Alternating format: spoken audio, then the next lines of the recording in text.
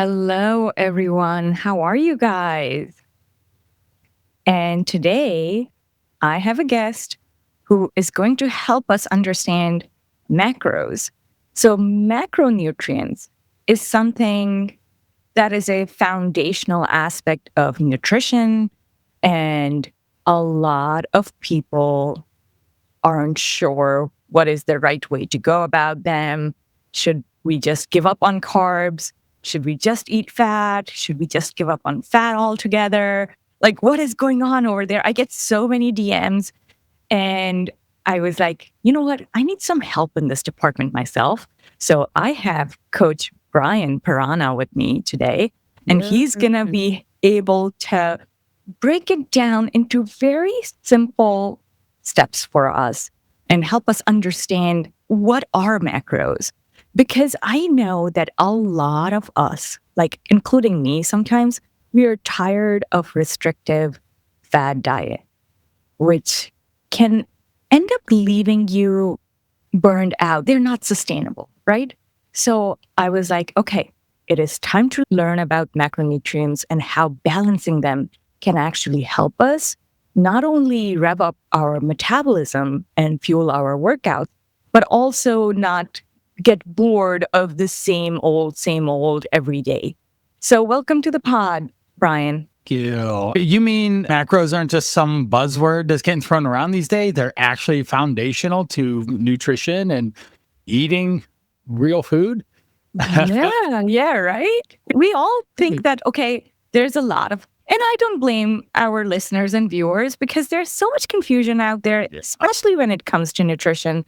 We are all kind of confused because one day we are like talking about, okay, just ditch the carbs. The other day we are like, ditch the fats. And then the third, it's like, okay, just eat protein. And we all know there's a balance. So let's talk about it.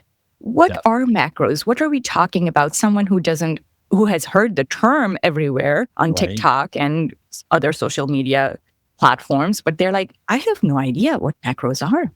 Macros aren't related to math, the macro, or photography. They're related to nutrition. Macro is a shorthand for macronutrients because that's a really long word to write out all the time. So we shortened it to macros, and that simply is protein, carbs, fats. Those are the three things that primarily make up food that we eat and the calories that are in the food that we eat. So that's it. It's just protein, carbs, fats. Yes, protein, carbs, and fat. Okay. And I think of macros as three main building blocks of our food because they're all serving a different purpose. So let's go a little bit deeper. I want to know why is protein important? Why are carbs important? Why fat? So for really quick, helping you understand what each of these does, proteins help build and recover your body or muscles. And protein has a lot of different functions in the body, especially at a cellular level. Probably millions of things that need to go on in the body. But we can think about muscles themselves, right? The second one is carbs. That's for energy. We need energy. Just like a car needs gasoline to drive, our body runs off carbohydrates and they get stored in your muscle. And the energy can also get stored as body fat. And then lastly, we have the fat macro. Fat are generally easy to understand for hormonal health, like vitamin D, A, B, all these type of things to help with our body to function properly. And that's the easiest way to think of those three. Love all those, components of the protein, carbs, and fat. And I also want to highlight and add to the fats a little bit because we don't realize it often, but fats are also the long-lasting energy reserves. Your brain functions on fat, like 70% of the fat in your body is used by your brain as fuel.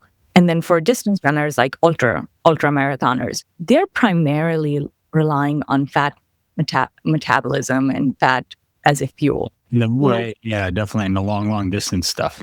Yeah. And so I just wanted to add to that, carbs are immediate source of fuel, and then fats are the longer lasting fuel. So they're And both let's very, step very back important. of, say, in the modern society, we have food everywhere, always, right? We can just buy. I think we referenced on our last time we were on, you could go buy 100,000 calories within 5 miles of your house and it'd be relatively pretty cheap. Whereas back 10,000 years ago, you needed some body fat to live and to be able to sustain energy in life because it was really hard to come by 100,000 calories. Absolutely. Absolutely. Yeah, going back to the caveman days, of course, that's what our hunter gatherers, our ancestors were relying on. Okay, I'm so glad that you actually brought in calories.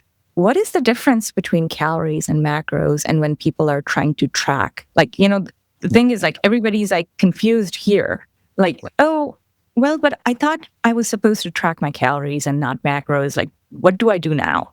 Right. What's the difference?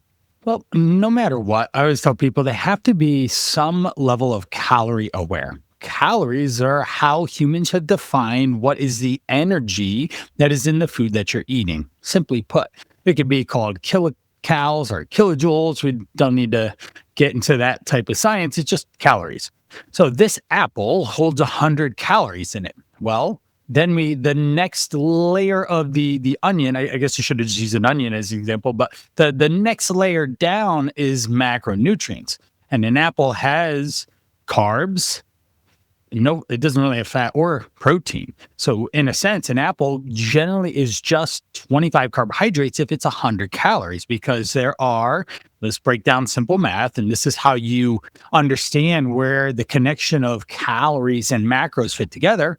4 calories per 1 gram of protein, 4 calories per 1 gram of carb, and 9, we'll get both hands out there, 9 calories per 1 gram of fat. And that is calorie and macro 101. So if you understand those 3 conversions, you can read a nutrition label and have a full understanding of what's actually in this food, not the percentages based off of a 2,000 calorie diet or any of that stuff. You can just literally look and see an apple has 25 carbs in it at 100 calories. And for a typical size apple, oh, this is a carb. And then you can then determine where that fits into your day based on your calorie needs, based on how many, say, if you wanted to be into tracking how many carbs you have allotted for the day, or maybe it's a good snack because it's a Mother Nature single serving snack pack. It's self-contained. It's great.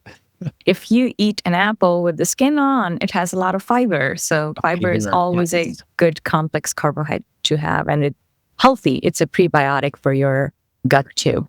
I love how you just differentiated it, because I feel like sometimes even I have a hard time. But lately I've started explaining this to my client that, calories focus on quantity of energy. Yeah. So if you think about a budget, we all budget our finances, right? So it's the overall budget, right? Calories. Yep. But then tracking macros is the quality of energy. So the budget categories, right? Are you putting it towards retirement, which would be probably protein because building muscle mass, or you're putting it towards immediate expenses, which are fat and carbohydrates mostly. So that's great. Okay. Real quick on this, I want to expand on it because you just gave me a layup. Yeah, go ahead. Everyone understands the currency of money, right? The dollars, cents. We understand to the basics of how to spend it, how to save it. We all love spending it more than we saving, right? Oh, no, you were not supposed to give that away. That's for another podcast. Yeah. But so we understand that. We don't need to get into the economics or finances and all this other type of stuff, but we all understand basic concepts of spending and saving money and all that. Food is just the currency of food is calories, protein, carbs, and fats. Once you understand what is in the food that you're eating, how much of a calorie budget you're allowed to have in a day, and where to divvy it up between the protein, the carbs, and the fats, you become food, calorie, macro literate, and you understand how to then control food, even just by looking at it. And say tracking calories and macros, whenever I do it with anyone, is a transferable skill for long-term understanding of how to maintain your body weight. Just like making sure you have money for retirement. We want to make sure that we're saving enough and making wise investments, at the very least, the S&P, right?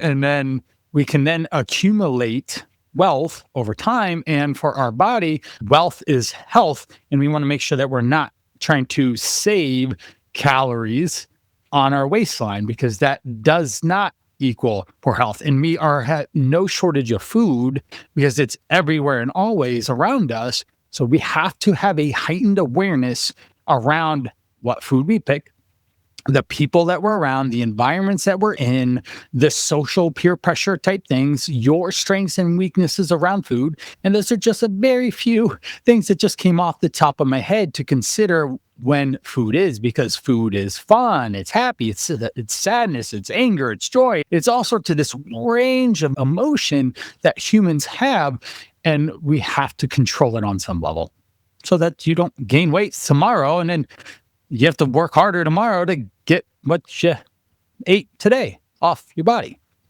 I love the analogy here to currency and spending, because I think you're right. Most of us, just to live and to take care of ourselves and our families, we have to be aware of how we spend money and or the budgeting and the balance system. Right. So yeah, the same rules kind of apply to nutrition too and what we eat. I do want to build up on this because I think it's such a great analogy here. What is the balanced ratio of these three nutrients, which is going to be very beneficial for long-term health than restriction? Is there something that you share with your clients? Definitely. If you are tracking macros, a really good starting place is 40, 30, 30. 40% carbs, 30% protein, 30% fat. That gives you a very balanced meal across the day at 3 or 4 meals in a day. And you can thoroughly enjoy your food choices in the right portions.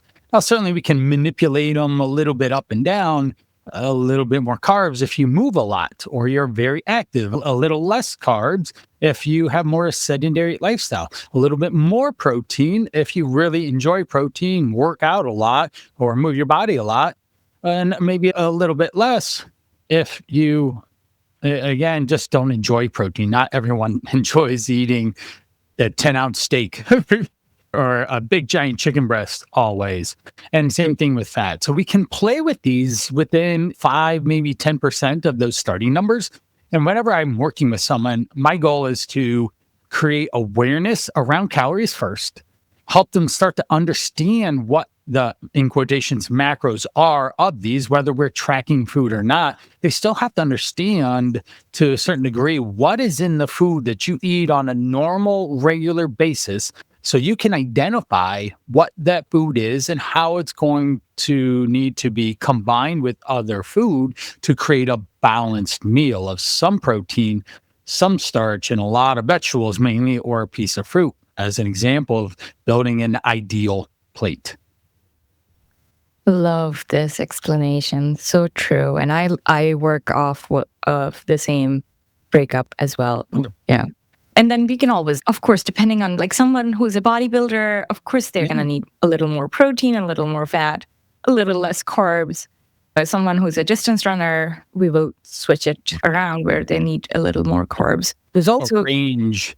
And no human is alike. And even in your lifetime, you might have different needs for different seasons of life as well. And it's okay. Not every day is going to be, in quotations, perfect. And if you have a low protein day, that doesn't mean that you failed or you had a high sugar day because there was sweets, treats, and fun at Halloween. It's just we, again, have to have what I call MBF, moderation, balance, flexibility built in. But the mean overall average over time, not just the time that you're awake, people. Like, I have a fasting window. Okay, that's great that you only eat in a 4 or 8 hour time frame. But there are scientific studies that show that eating in a 12-hour time frame will still produce the same results. So why are you starving all day to then have to wait to eat or something? And oh yeah, you worked out at 6 a.m. and you're going to have your first meal at 1? Sport Nutrition 101 says that you should fuel your workout. So why are we not eating right after our workout to replenish the body? And why are you waiting till 1? It doesn't make sense. And once we get educated and understand calorie awareness and a better understanding of how it fits into your day-to-day life, then all of a sudden, oh, yeah, I was always hangry coming into lunch, and people were trying to avoid me at lunchtime meetings because they knew I needed food and they didn't want to tell me. You are speaking to the choir over here. And yeah, I think what you said, and I want to summarize it real quick about the nutrition around the workouts. I really think we should have another Instagram live on timing around your work, the nutrition timing around workouts, because that's my biggest pet peeve with everyone who I've worked with. Well, there's a place and time for fasted workouts. For some people, it works, but there's a lot of research that shows like who it doesn't work for. For women, it doesn't work for many different reasons because we have high cortisol levels. Then on top of it, when people don't eat within that 30-minute to a 60-minute window after workout, now you're breaking down more muscle. You just broke down muscle in the gym and or on the road, whatever mode of exercise you had.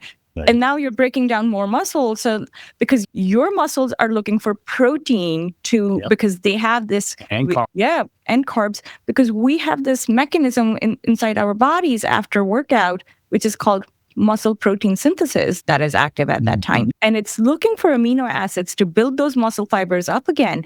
And if you're not eating, I'm like, you do realize that you're breaking your bone and muscle both to get those nutrients. Right. Right? Yeah. We'll throw an analogy out here. Say we're going to wash a car. We take the sponge, dip it in the water, pull it out, and we start washing the water, and then all the water starts to drip out of it. That's the same thing as a workout. Your body is the sponge. Water is the energy in your body that you're squeezing out through flexing muscles and running. And at the end, we want to put the sponge back in the water, not just let it out in the sun to dry up. And that's a good analogy for your body, is that you're making it more stressful on your body if you don't have good food timing, especially if you have a hard workout.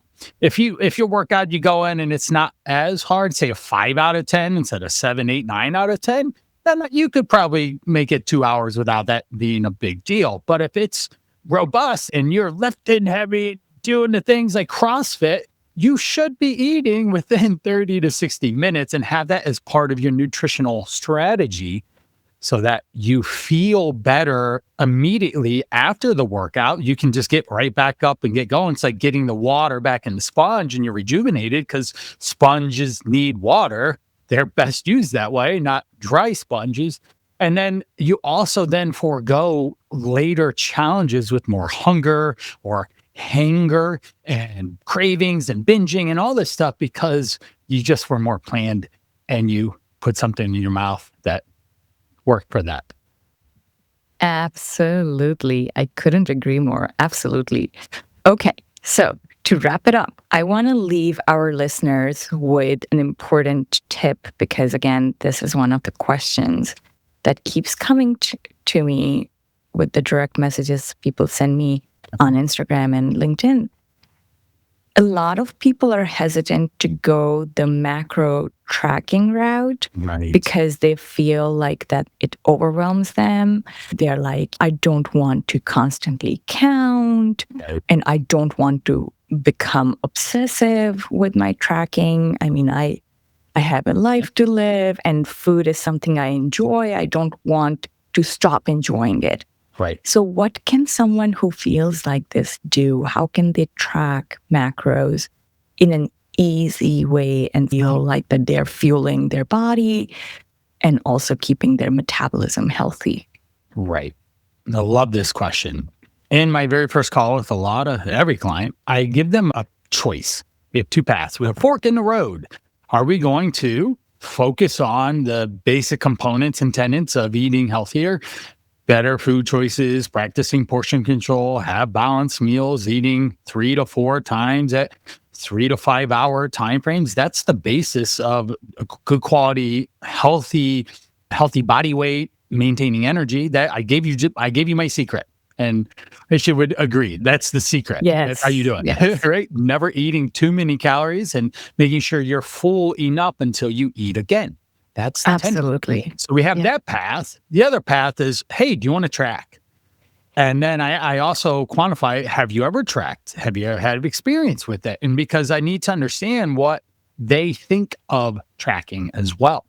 Tracking to me is a tool in the nutritional toolbox that we can use to help better understand calories, then macros, protein, carbs, and fats, and then proper portions of these foods and how they combine and interact with other foods at a singular meal, like breakfast, and then across the day, like into dinner or 9, 10 o'clock at night. Because if you understand calories and macros and proper portions of the food, you can eat right before you go to bed and you can be stuffed all day long and still accomplish a calorie deficit to help lose weight and win. Now, it also depends on where this person is at. Usually, and probably in your case too, someone is coming to me because they are overweight or they have bad blood panels or they are unhappy with how their energy or how they look, feel, clothes, the list goes on, right? They're worried about in the 40s and 50s. Now they're starting to worry about, hey, I actually want to have a quality life in 20 years because that's really close now.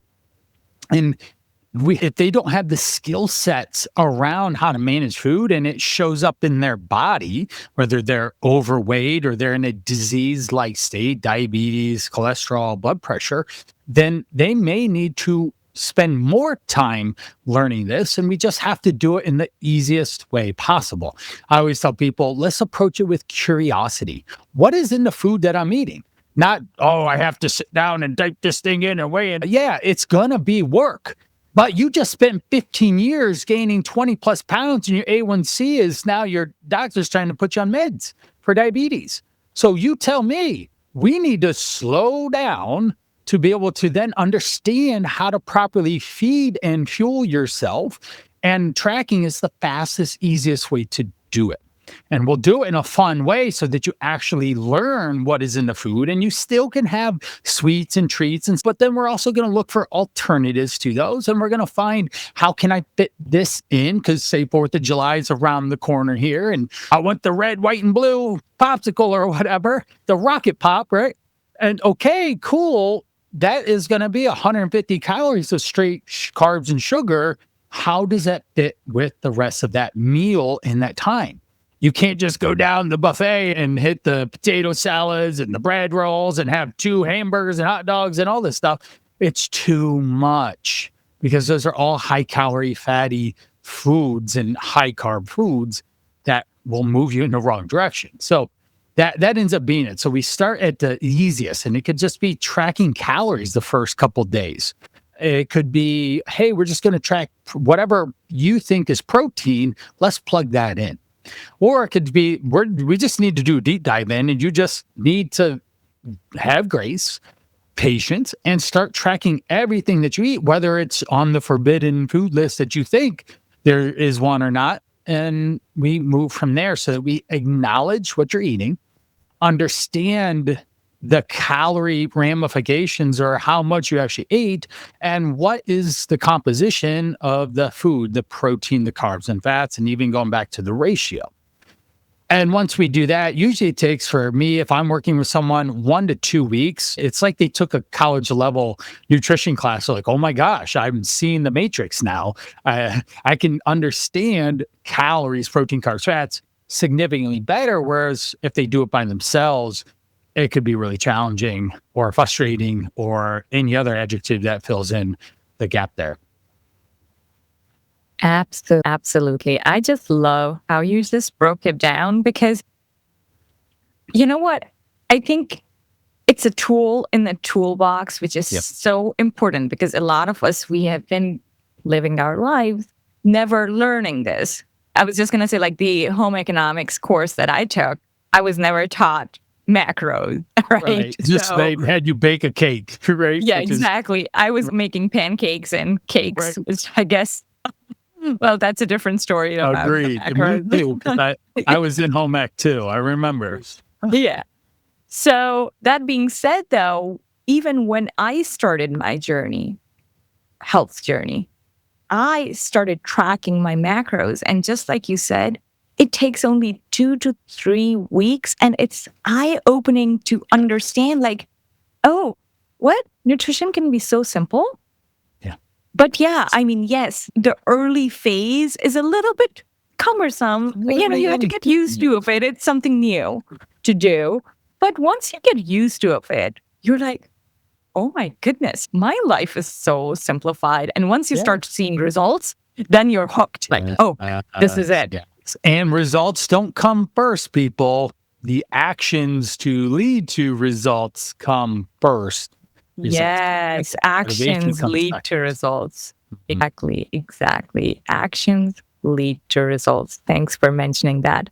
These were a few questions that just kept coming in my DMs, and I was like, let's break it down because Coach Brian is so great at talking about nutrition. Thanks for joining us today. I'm super happy to help. I explain this to everyone pretty much every day for the last 15 years. And my job is to figure out how can I easily break it down so that this person understands it in the fastest, easiest way so they can take action and get results. Because I can't make it complicated. And I tried to, even in our explanations today in our conversation, how do I keep it simple? Because simple is easy gets done. If it even has, it goes what, from third grade reading language to eighth grade reading language, you've lost a lot of people in that different type of words or structures of words or sentences. So it's simple, easy. What can I get this person to do that moves them toward their health goals? And that's it. Yeah. Yes. And it's a really great tool to have, which can actually move you in the right direction very fast once you get a hang of it. And please reach out to Coach Brian. He's always there to help you guys. And one more thing here for a tool to track. I'm a big fan of starting off with Chronometer. It's free. It has a lot of free features in it.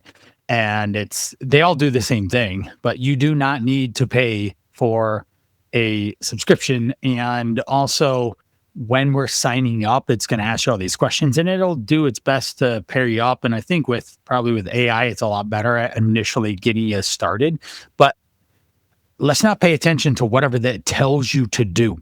How about we spend 3 to 5 days just tracking what you are eating and sure, make better choices, practice portion control, move in a healthier direction. So as soon as you understand that and you're like, oh, okay. Then you start seeing how many calories you want because I need a level of awareness to then start creating more motivation. Absolutely. Oh, I love this tool too. I also want to add another tool. I think maybe it's a little old school now, but MyFitnessPal is also very good. Totally. And it's free. Same concept. Everything is same. It's just a tool to use to track. Lose It, Macro Factor. There's so many out there now. Yep. Yes. Absolutely. AI food thing or whatever. I'm sure that's the name of one too. Yeah. Yeah, that would be a good name, actually. Let's create one, Brian. Thank you so much again for joining us. And thank you, everyone.